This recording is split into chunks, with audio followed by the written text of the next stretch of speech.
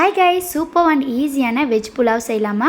So oil சூடானதுமே பே leaf, சோம்பு, பட்டை, லவங்கம் இதெல்லாம் போட்டுட்டு ஒரு 2 வெங்காயத்தை வந்து நீட்டாக அரிஞ்சு நான் ஆட் பண்ணிக்கினேன். அண்ட் அது நல்லா வதங்கினதுமே இஞ்சி பூண்டு பேஸ்ட் வந்து 1.5 ஸ்பூன் அளவு நான் போட்டுக்கிட்டேன். ஸோ இது அளவு வந்து 1 டம்ளருக்கான அளவு தான் நான் இப்போ சொல்லிகிட்ருக்கேன். அரிசி 1 டம்ளர் எடுத்துக்கிட்டோம்னா இந்த அளவு நீங்கள் போட்டிங்கன்னா சரியாக இருக்கும்.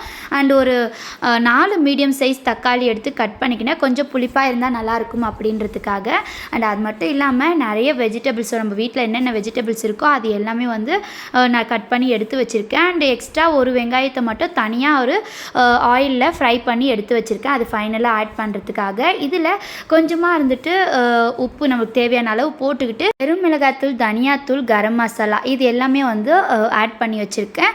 அண்டு நான் வீட்டில் இருந்த பன்னீர், க்ரீன் பீஸ், கேரட், உருளைக்கிழங்கு இது எல்லாமே வந்து ஆட் பண்ணியிருக்கேன். ஸோ இதில் வந்து கத்திரிக்காயும் ஆட் பண்ணால் நல்லாயிருக்கும் அப்படின்னு சொல்லியிருந்ததுனால கத்திரிக்காயும் ஆட் பண்ணியிருக்கேன். கத்திரிக்காய் வேணும்னா நீங்கள் ஆட் பண்ணிக்கலாம், இல்லைன்னா ஆப்ஷனல் தான். ஸோ தயிருமே வந்து ஒரு 1/2 கிளாஸ் வந்து நான் போட்டிருக்கேன். அண்டு நான் 1 கப் அரிசி சொன்னேன் இல்லையா, அதுக்கு 1.5 கப் அளவுக்கு நான் தண்ணி ஊற்றிருக்கேன்.